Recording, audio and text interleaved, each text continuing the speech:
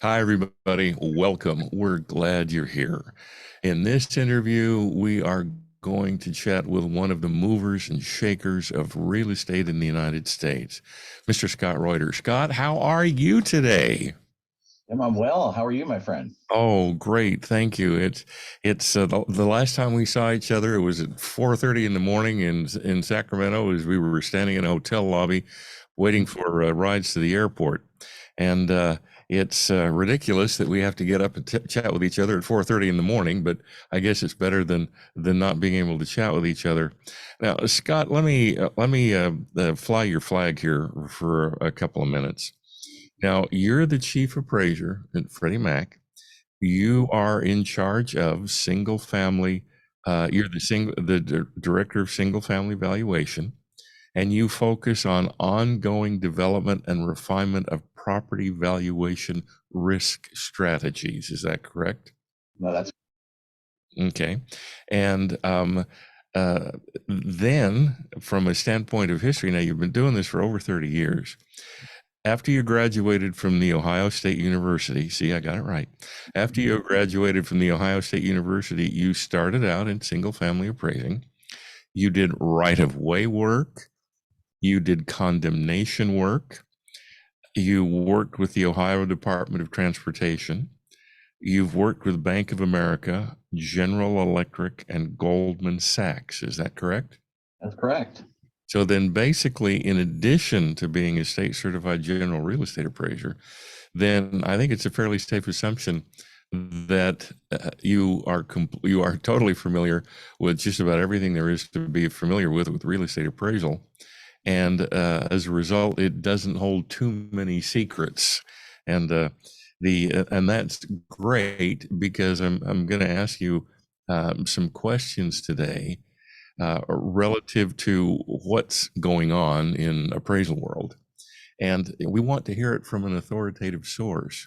Now, when we were standing in the hotel lobby at 4:30 that one morning, one of the things we talked about was uh, uh, uh, a value acceptance, stuff like that. And I put to this question to you specifically, Scott: Are these changes that the GSEs are making going to do away with appraisers? Or is it going to eliminate appraisers from the mortgage loan process? And then you were very kind to accept my question, and you accepted it very gracefully, and you answered it very patiently. And what did you say? And I'll answer you in a sec. Thanks for the invite, Tim. Generally, when I present, and I know this is a conversation, and I so appreciate the invitation to join you, we generally give a quick disclaimer. My comments here today are my own. So to your question, I remember that at that ungodly early hour. It still felt like the night before, Tim. But um, yeah, I think we absolutely have no goal to eliminate appraisers, period, hard stop. I think what is changing, and I think what I want your listeners and appraisers in general to understand, is that the landscape, as you and I both know, we've had these conversations, is changing dramatically.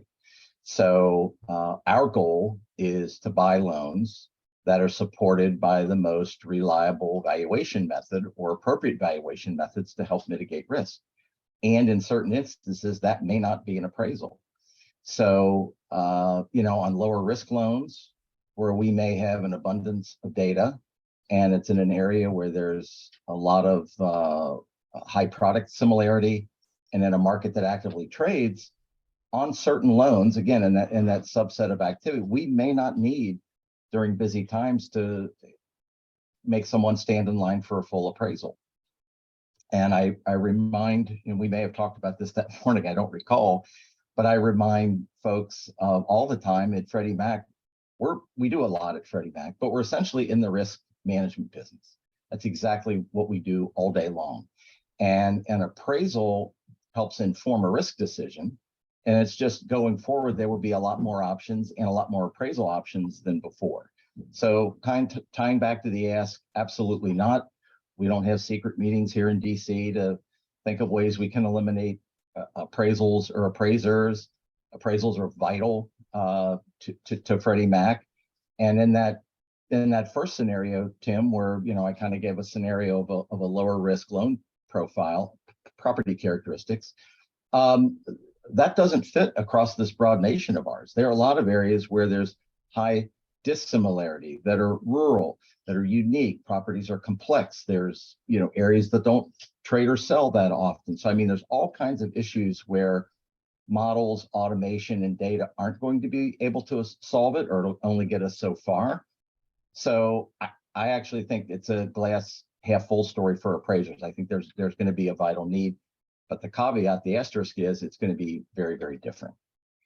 Okay, let me run this past you. Okay, somebody owns $1 million house in a subdivision of $1 million houses.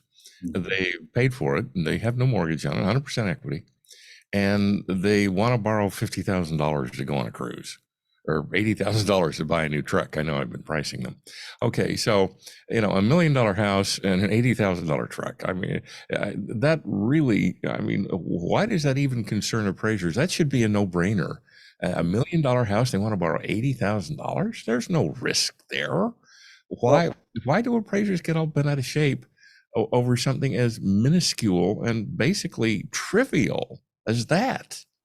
Well, and that's a great, and those examples do happen.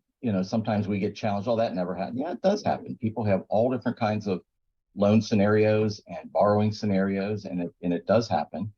To your second question, I think, and I have my heart goes out, and I share a lot of the sentiment, or appreciate a lot of the sentiment that I hear appraisers at times extolling. I'm an appraiser. It's the only job I've ever had. My dad was an appraiser. I mean, I understand. Worried, Tim. We just do, whether it's good times or bad. If it's crazy busy, you're rubbing your head because you can't keep up with it all. And if it's slow or slower like it is now, you worry for those obvious reasons. So I think, and then I think the GSEs come along. This is my hypothetical, with innovation, modernization, new products, new ideas, leveraging tools and data, leveraging the abundance of data that's available. And that's viewed poorly by appraisers. It's like an elbow in the side, like move aside, this is the new thing. It's not the new thing. It's harnessing something that I don't think we can ignore. Again, the emerging tools and tech are advancements. The abundance of data is a reality. And I think all these things can enable and enhance our risk management. So to your point, tying back to the $1 million house and the guy that wants to buy an $80,000 truck like you do, during a busy time, do we need to make that borrower, given everything you kind of set up, do we need to make them wait in line for a full 1004, Form 70, interior, exterior, URAR, all the trimmings appraisal? I don't know that we do from a risk management perspective. So that would be the answer to that. Now, this same guy says, okay, Madam Banker, you're willing to give this to me without an appraisal, but I want an appraisal, and I'm happy to pay for it. Is anybody going to turn him down? No, and that's actually a great point. I thought about that this morning, getting some things prepped for the call.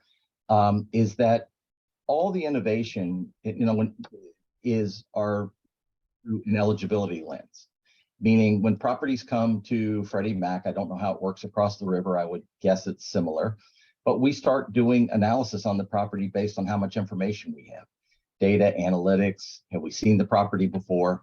And then based on all the models and submodels that run, that logic will then say, Tim, you're ACE eligible, or you're ACE plus PDR eligible, or desktop eligible, whatever it is up the risk spectrum. To your point, understanding that somebody could, get an ACE waiver offer and say, that's fine, I'd rather get an appraisal. Absolutely, 100% fine. ACE eligible, ACE plus PDR eligible, desktop eligible does not mean mandatory. So, and there are a lot of instances where folks would prefer to get an appraisal. These options, as modernization, kind of touched on the tools, the tech, and the data. I think we in the appraisal and valuation modernization space need to create options for our lender partners and for the industry, so that during busy times in certain areas, we don't have the risks of markets grinding to a halt. So, in my view, again, Scott Reuter's opinion, I've read our charter. Freddie Mac has a charter that calls on us to do a variety of things, among which are provide liquidity and stability to the marketplace. So, how is it either stable or liquid during busy times to have, rate locks expire and lose contract over contract over contract on homes waiting for an appraisal? So the easy answer is it's not. So that's why we have these options. So, but anyway, tying back, no, absolutely, you can override and you choose to have a full appraisal. You absolutely can. So the fear that many appraisers have that if they're not applying to, they're not sending out their resume to Walmart, they're probably not going to have a job, is basically unfounded, right? Again, Tim, my view, yeah, and you and Your view, yes. I've talked a little bit about that. I think we're going to need appraisers. We just absolutely are. But I think the counterbalance to that statement is it is absolutely going to be changing. I've heard some conversation about, you and I talked about, our hybrids and desktop, the ruination of the appraisal industry. Is this yet another step down that road? Again, my view, I would say absolutely not. These are just additional options for appraisers and not only the industry. So when if you have a hybrid appraisal, a desktop appraisal, Tim, even up to a full 1004 Form 70 appraisal, they all need an appraiser. So in other words, back to the earlier example of a lot of spots in the country where there's not the abundance of reliable data, we're going to need the appraisal. So I think there's places and going to continue to be places for, again, I think the landscape is changing dramatically. I think we're going to need to have our fellow appraisers aspire to a higher skill set. So that's going to tie to some of our discussion in a little bit, I imagine. But no, I think there's absolutely a place for appraisers. They just need to really work hard. It's not easy. Work hard to stay open-minded with all the change and be nimble to everything that's coming their way. Be nimble. I like that. All right, let me ask another question. Let's get a little closer to the forest floor. We're coming down from 25,000 feet. Let's get a little closer to what's actually happening every day. In another interview, you stressed the necessity of relevant evidence and logic, and I was surprised by the word relevant, because it would appear to me that if you're going to use evidence and logic, why possibly would you use irrelevant evidence and logic?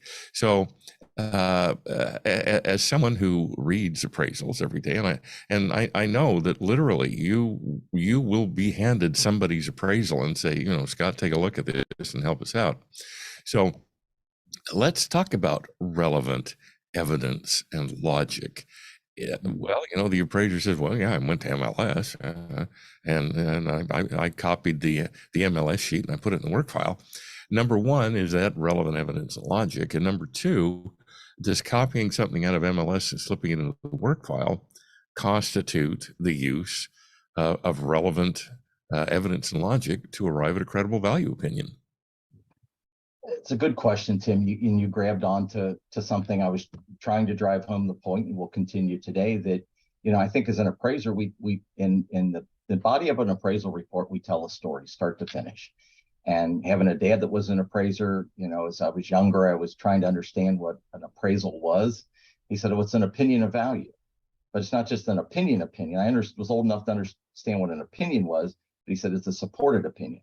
So I guess that kind of ties back in my eyes to the relevance that I used previously to say, an appraiser needs to build the case for why, the relevant support, the evidence for why what they're doing, developing and supporting the adjustments, applying them appropriately. Every step along the way requires that relevance and that level of judgment. And unfortunately, and a lot of appraisers do a great job, but there's a subset of appraisers that the current structure provides them to an opportunity to just do the bare minimum. And many appraisers, unfortunately, are. So instead of developing a report, from a work file out, we've kind of gotten to the point where we work the form. The form has become the process, and work the form, and then maybe sprinkle some things in a work file. And I think that's kind of backwards. And I guess that's a way to set up and say we see the evidence of that sometimes in the output.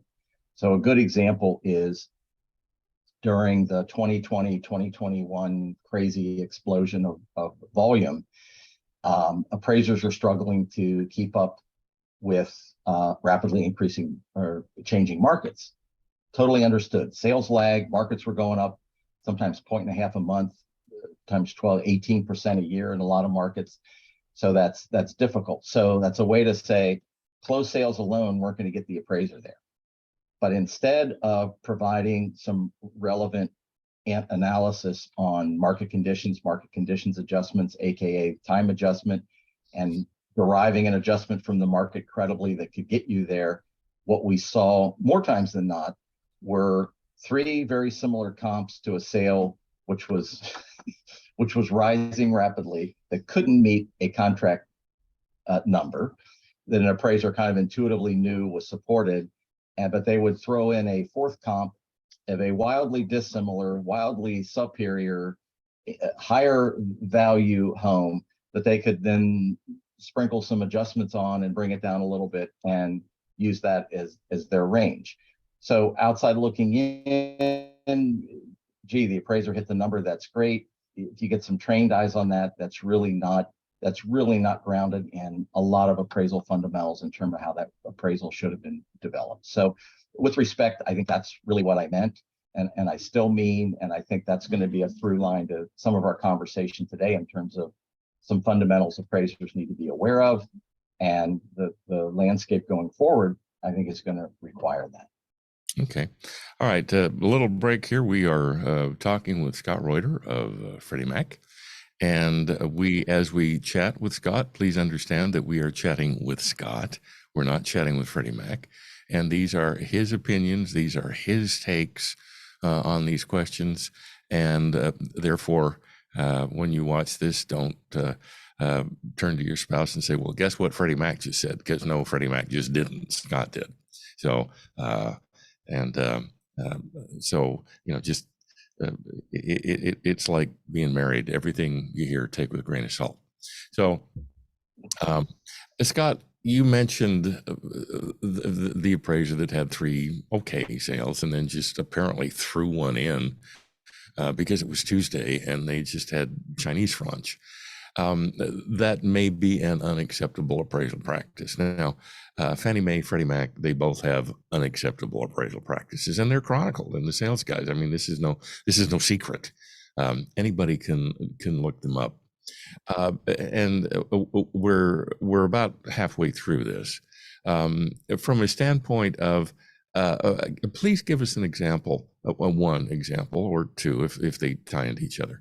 An example of an unacceptable appraisal practice that you and the other folks at Freddie Mac who get right down on the ground with real estate appraisers tend to see.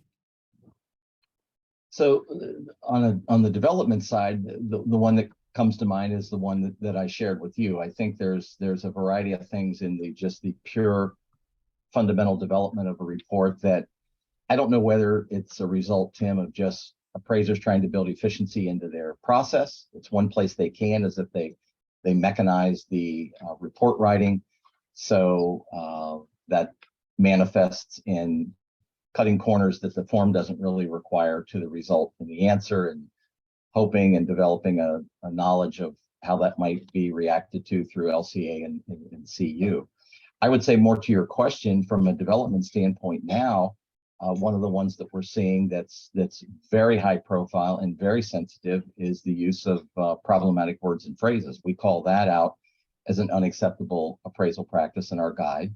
And we're doing a lot of messaging to the industry, conferences, events, and directly to appraisers to just remind them that the use of problematic phrases and words in appraisals are prohibited. It's prohibited by our guide.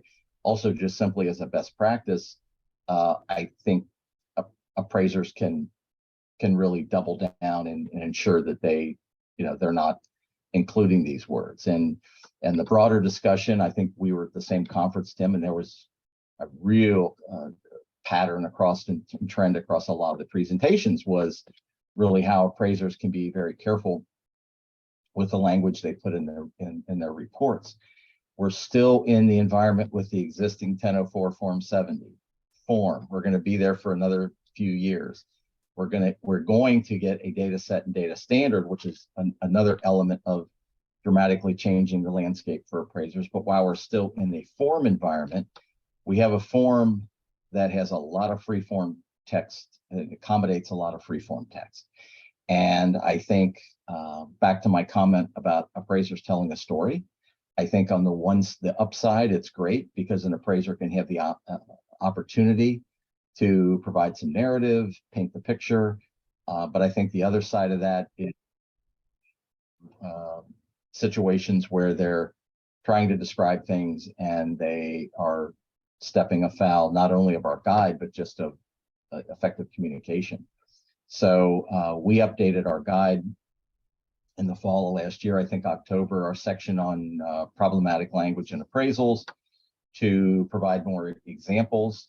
And they can go from, and there's a spectrum, Tim, right? Like it's words in an absolute sense might not be problematic, but when they're contextualized, they are.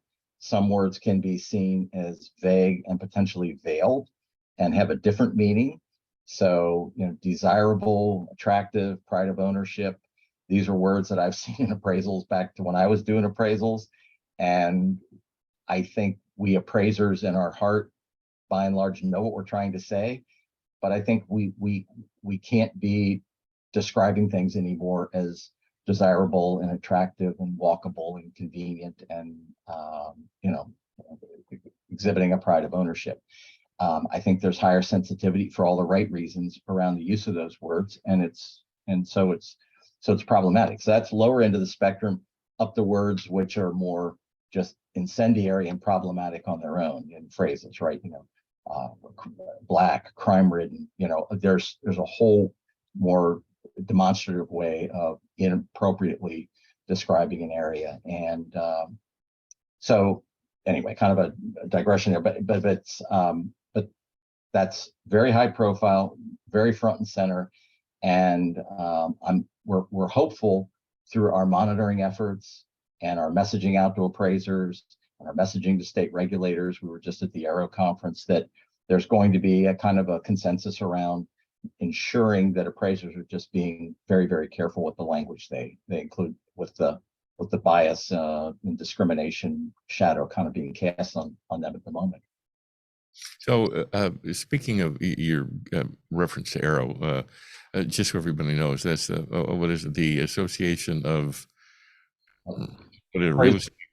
Appraisal. I'm sorry, Association. I had to type it out the other day. Association of Appraisal Regulatory Officials, I think. Okay, all right. So, and those are basically the state appraisal boards. Okay, and they're administrative people. Okay. Now, so in addressing, you mentioned that you brought this up in conferences, you brought this up to Aero. I know when we were in Sacramento at the Appraisers Conference and Trade Show, this came up. So this is not something that is being applied to a few appraisers scattered throughout the country.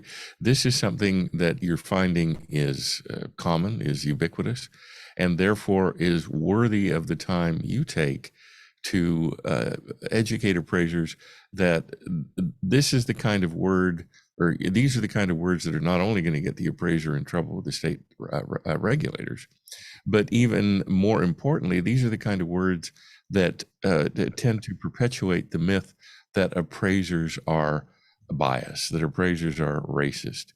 And by eliminating the use of those words, then we can take a big positive step toward silencing our critics relative to their accusations that, real estate appraisers wake up in the morning and say, okay, who can I mess over today with their loan? And which a lot of appraisers think is exactly what happens, but of course it's not. So again, this is not something you see on a rare separated basis, but it's something that, despite the educational outreach, you're continuing to see. Is that correct? We are, and it's not firing in high numbers on some of the samples we're seeing now, but it's consistent enough that we want to, again, make sure we're emphasizing the messaging out to appraisers. And I would also say, Tim, hearing you say that, we're really looking through a lot of our AQM, our appraiser quality monitoring routines, patterns and trends for an appraiser across a wide body of work. So we're concerned, but less concerned if an appraiser puts it in one report and then never does it again versus a pattern of this. So that's one thing. And again, I think, appraisers can pause for just a second politely and take a step back and look at the broad landscape that's in front of us. We all tend to be kind of lone wolves. And even if you work in a shop of a number of appraisers, there's a lot of isolated time. I know when I was in the field working, I was in Ohio, but I couldn't be further mentally, metaphorically away from DC. I didn't really keep my finger on the pulse of what was going on. So, but we're in the environment now where, we have the PAVE initiative out of the White House. Each enterprise has published a public equitable housing finance plan. Our plan ties to a lot of the objectives from the PAVE report down. It's helped set our strategy for the year, up to and including the screening on the problematic words and phrases.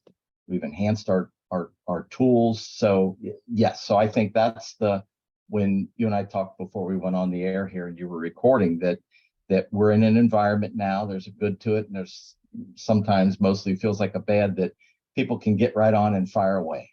And my wife and I have 4 kids. We're trying to impart in them the benefit of some discipline to say, we understand being human and understand wanting to react at times quick, but just let's take that moment. Let's be a little more thoughtful. Let's be a little more circumspect. Let's ensure, what's the benefit of that?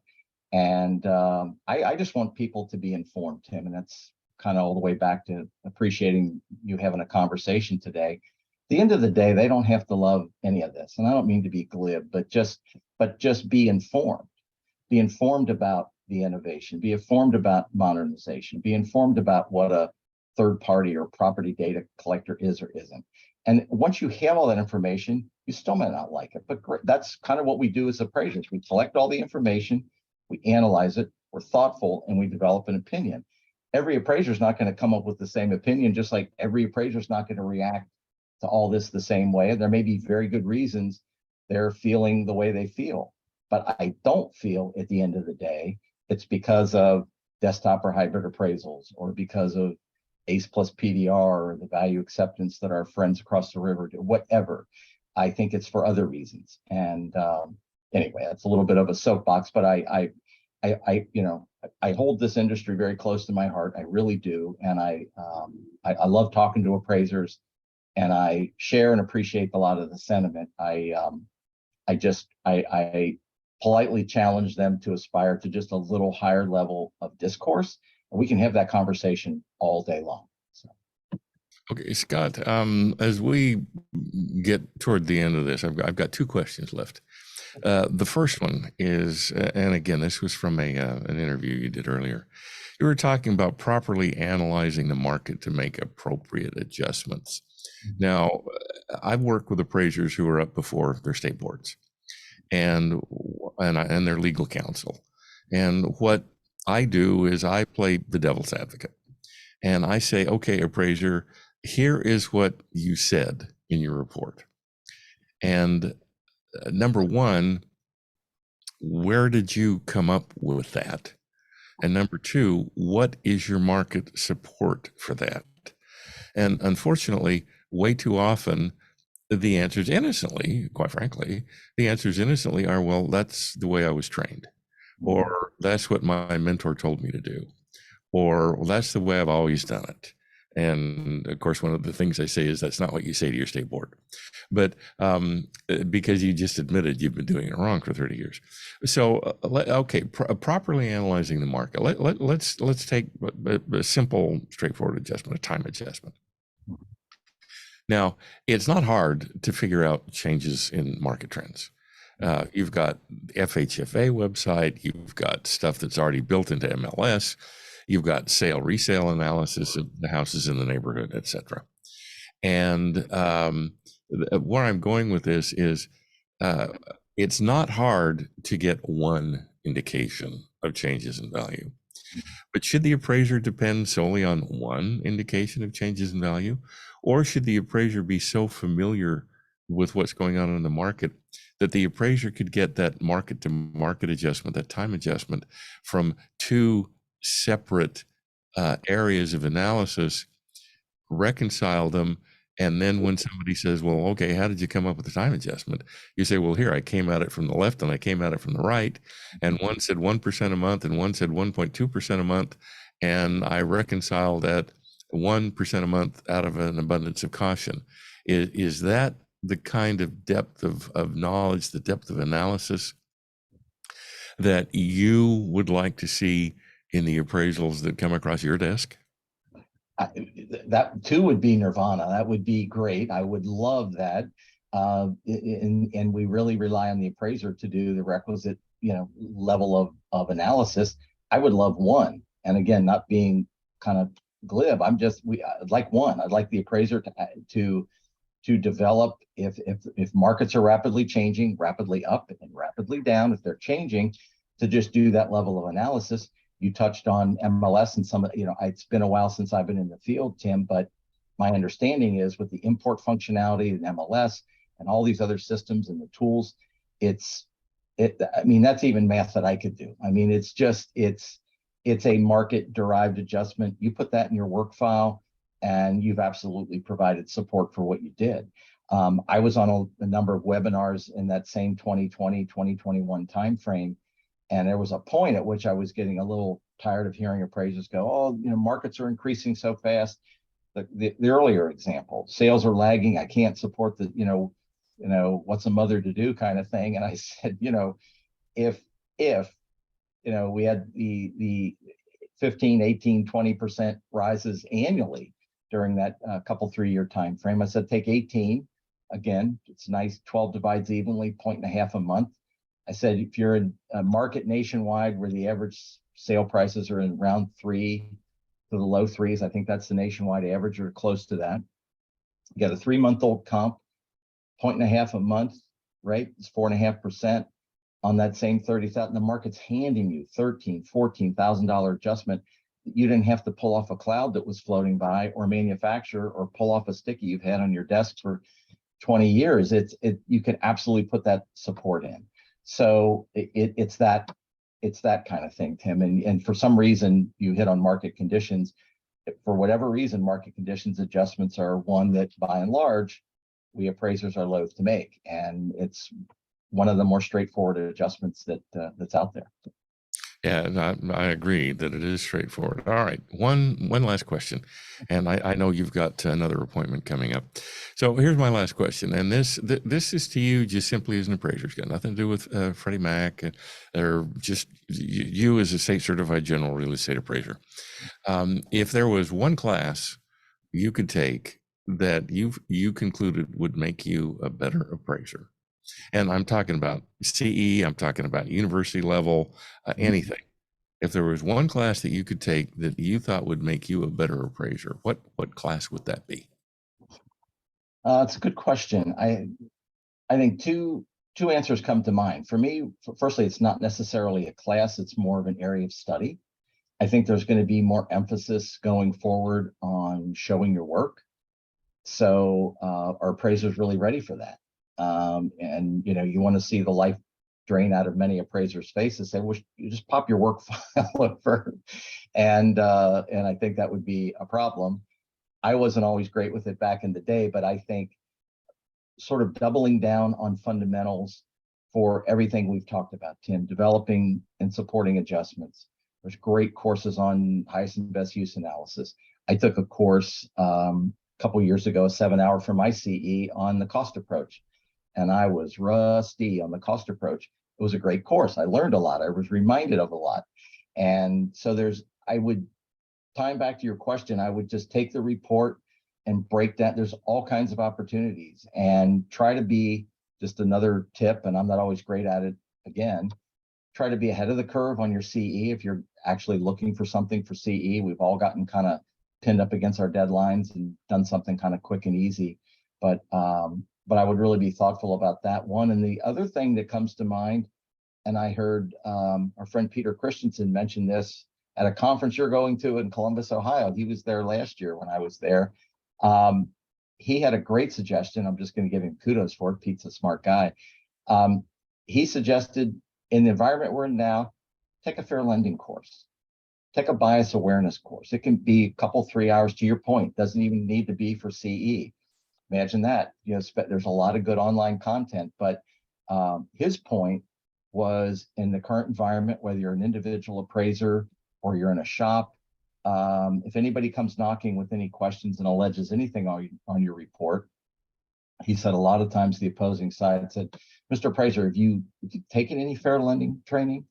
And I think across the body of active appraisers now, that might be no. It's not required, and we don't do it by and large.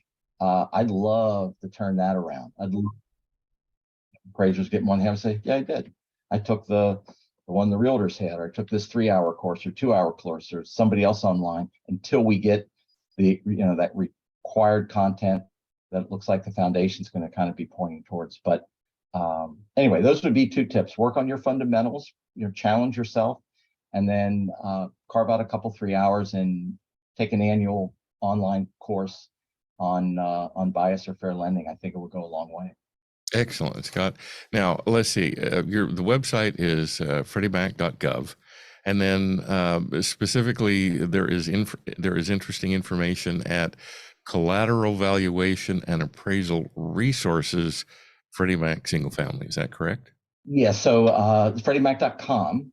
And .com, excuse me. Yeah, .com. And then they can just go to, we've got kind of a special link, FreddieMac.com/appraisers. And to Tim's point, that should direct you to our appraiser webpage. So we monitor volume, appraiser capacity. We update it monthly. You can kind of self-serve and pull down the graph that I show a lot of times at conferences. Our articles, Q&As, chief appraiser Q&As, rather, FAQs. It links off to a lot of stuff. So there's a lot of information there to say there's resources that appraisers can utilize, and we certainly hope they do, and visit the page. Scott, thank you. Now, if an appraiser wanted to get in touch with you, other than hanging out in just about any airport in the United States and waiting for you to walk by, how would they go about doing that?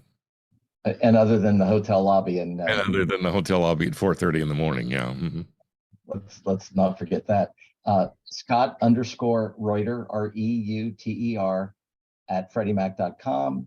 I'm on LinkedIn. I do love talking to appraisers. I really do. And my joke is I realize it's a be careful what you wish for a moment, but I really do. I think you went through the migration of kind of where I've been on my way to where I'm at, and all those stops along the way, I think, have given me some additional perspective. I don't know everything. I've not seen everything, but I've seen this industry from a lot of different points of view. And again, I love to talk to appraisers, find out what's on their mind. And even if they're worked up, especially if they're worked up, I think there's generally things we need to just talk about and level set. So happy to try and be a resource where I can. Scott, thank you. And let me testify, Scott's very approachable. I know I approached him at 4:30 in the morning in the hotel lobby, and he was more than happy to chat with me. Yeah. So Scott, again, I want to thank you. And again, we'll make this very clear. This is Scott. This is not Scott representing Freddie Mac. This is Scott. And we appreciate it. We appreciate your candor. We appreciate your advice. And please let me express my best to you and your family. And I look forward to the next time we get to shake hands, Scott. Thank you. I can't wait. Thanks, Tim. Thanks, Scott. Take care now. Bye-bye. Bye-bye.